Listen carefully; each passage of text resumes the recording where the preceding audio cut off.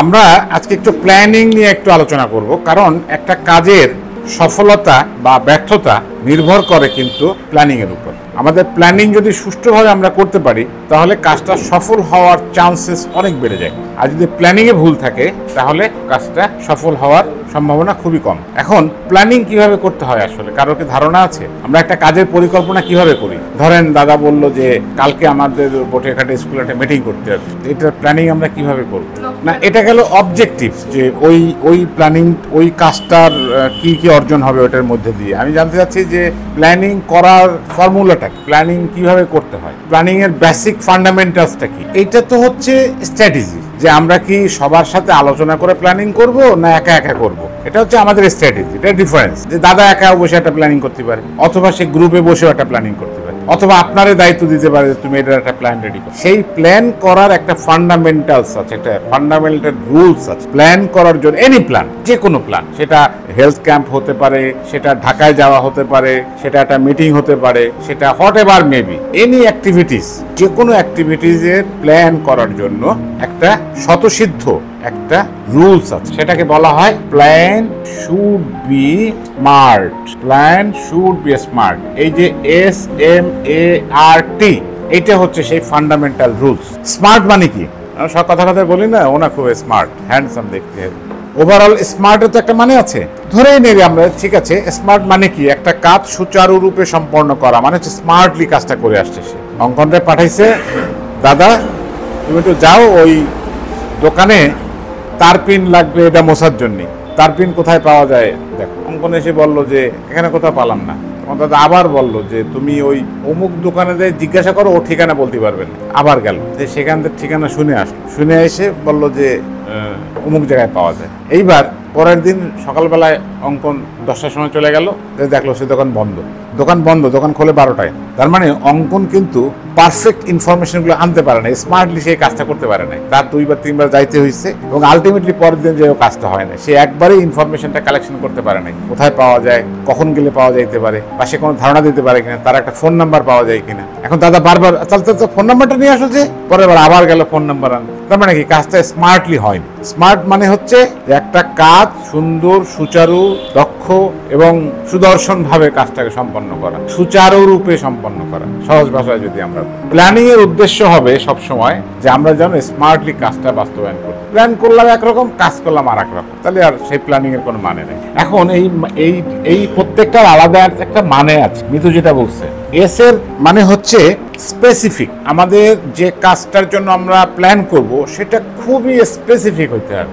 আমরা বটেঘাটার যে কোনো একটা স্কুলে একটা মিটিং করবো, এটা কোনো প্ল্যান হলো না। প্ল্যান করতে গেলে আমার ঠিক করতে হবে যে আমি 6 নম্বর ঘরঘরিয়া ইউনিয়নের অমুক স্কুলে করব, 6 ঘরিয়া স্কুলে করব। একদম স্পেসিফিক হবে, কখন হবে, টাইম কোথায় হবে, একদম খুবই স্পেসিফিক হতে হবে প্ল্যানিং, যাতে ওইটা নিয়ে আর কোনো প্রশ্ন না থাকে, ওইটা নিয়ে আর কোনো প্রশ্ন থাকবে না। ভেরি মাচ স্পেসিফিক হতে হবে। তারপরে কি বলা হচ্ছে? এম ফর মেজারেবল, মানে এটা মাপা যায়। এনজিওরা কিছু কাজ করে, অ্যাওয়ারনেস ডেভেলপমেন্ট, যা কোনদিন মাপা যায় না, ভারী একটা কায়দার কাজ করেন। কি দিয়ে মাপবেন আপনি অ্যাওয়ার হয়েছে কিনা? আছে স্কেল, কিন্তু এটা খুব জটিল মাপা। প্রজেক্টে আপনি লিখেছেন যে এই প্রকল্প বাস্তবায়ন হলে এই এলাকায় রাস্তাঘাটে কোনো ময়লা দেখা যাবে না, এটা আউটপুট।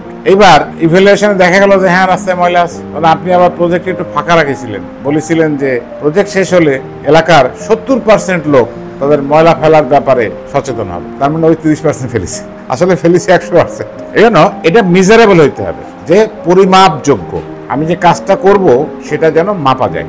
এই ট্রেনিং থেকে বের হওয়ার পরে আপনি কিছু শিখলেন কিনা, প্রথমে আমরা যেটা বলেছিলাম যে জ্ঞান অর্জন হবে, দক্ষতা অর্জন হবে, সেটা মাপা যাবে। যদি প্রশ্ন করা হয় আপনাকে, বলো তো কি শিখলে ট্রেনিং এর থেকে, নতুন কি শব্দ শিখলে বলো। কিন্তু আমাদের মাথায় রাখতে হবে, এনি শর্টস অফ প্ল্যানিং যখন আমরা করতে বসবো, আমরা এই জিনিসগুলো মাথায় রাখবো। যে কোনো ধরনের প্ল্যানিং এর ক্ষেত্রে খুবই স্পেসিফিক হতে হবে, যেন এটা নিয়ে কোনো কোশ্চেন না থাকে।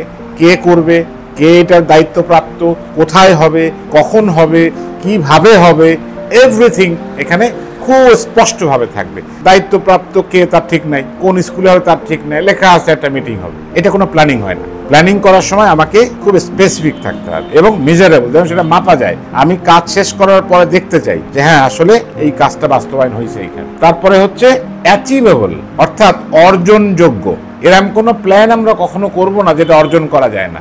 আমরা এখন প্ল্যান করলাম যে আগামী 2 বছরের মধ্যে বটিয়াঘাটার থেকে সমস্ত দারিদ্র মুক্ত করে ফেলবো। অ্যাবসার্ড। আমরা প্ল্যান করলাম একটা দরিদ্রদেরকে আমরা আগামী 2 বছরের মধ্যে সমাজের উঁচু স্থানে অবস্থান করাবো। অ্যাবসার্ড। অ্যাচিভ করার মতো না। আপনাকে অর্জনযোগ্য প্ল্যান করতে হবে, তা নাহলে আপনার প্রজেক্ট আনসাকসেস হবে। যেটুকু অর্জন করা যায়, আপনি 1 বছরে প্ল্যান করলে 1 বছরে যতটুকু অর্জন করা যায়, 6 বছরে প্ল্যান করলে 6 বছরে যতটুকু অর্জন করা যায় ততটুকু পর্যন্তই আমরা করব। অলৌকিক কিছু আমরা কল্পনা করব না, যেটা অবাস্তব, অর্জনযোগ্য, সেটা সুষ্ঠু প্ল্যানিং হবে না। সুষ্ঠু প্ল্যানিং হচ্ছে সেটা যেটা আমি অর্জনযোগ্য বা আমি অর্জন করতে পারি বা অর্জন সম্ভব।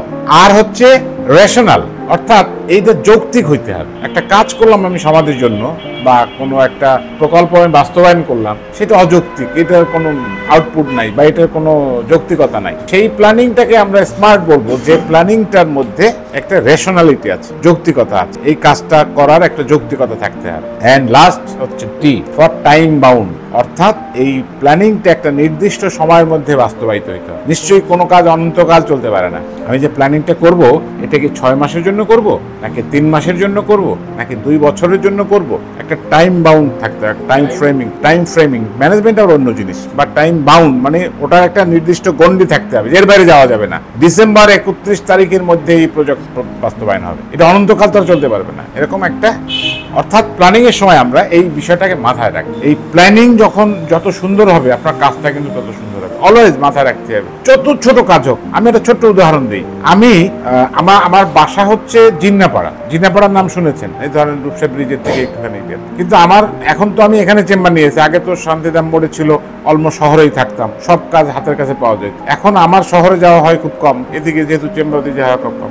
আমি যেদিন বের হই, সেদিন আমি একটা প্ল্যান নিয়ে বের হই। আমার অনেকগুলো কাজ থাকে, কারণ অনেকদিন পর যাই, মোটরসাইকেলে হাওয়া চেক করতে হবে, মোবিল কিনতে হবে, গ্যারেজে যেতে হবে, প্রেস একটু কাজ আছে, একটা বন্ধুর সাথে একটু আড্ডা আছে, তারপরে কুরিয়ারে একটু যেতে হবে, আবার ওই হার্ডওয়্যারের দোকানে একটু যেতে হবে। এইরকম 7টা কাজ নিয়ে আমি বেরোই। তো আমি কাগজে লিখি 7টা কাজ, যাতে কোনো কাজ ভুল না হয়। লন্ড্রিতে জামা আনতে হবে, এইভাবে 8টা কাজ আমি কাগজে লিখি। এখন আমার পকেটে টু ডু লিস্ট আছে। এবং আরো শুনলে অবাক হবেন যে আমি ওই সময় ঠিক করি যে কোন পথ দিয়ে গেলে আমি ধারাবাহিকভাবে কাজ ছাড়িয়ে আসতে পারবো, আমার রিপিট করতে হবে না। আমি আগে কোনটা করে কোন জায়গায় গেলি, কোন জায়গাতে যে কারণ একটা তো জায়গায় পেট্রোল নিতে হবে ওই পাওয়ার মোড়েতে, হার্ডওয়্যার দোকান রয়েছে বড় বাজারে, লন্ড্রি রয়েছে শান্তিধাম মোড়ে, আড্ডা দেবো বন্ধুর সাথে মাসুদুল্লাহর সাথে সোনাডাঙ্গায়। আমি বাড়িতে বেরোনোর সময় ঠিক করি যে টুথপাড়া দিয়ে বেরোলি ঠিক হবে নাকি রূপসা দিয়ে গেলি ভালো হবে, কোনটা আগে কোনটা পরে, এইভাবে করে আমি ঘুরে বাসায় আসি একদম টাইম, একটার পরে একটা।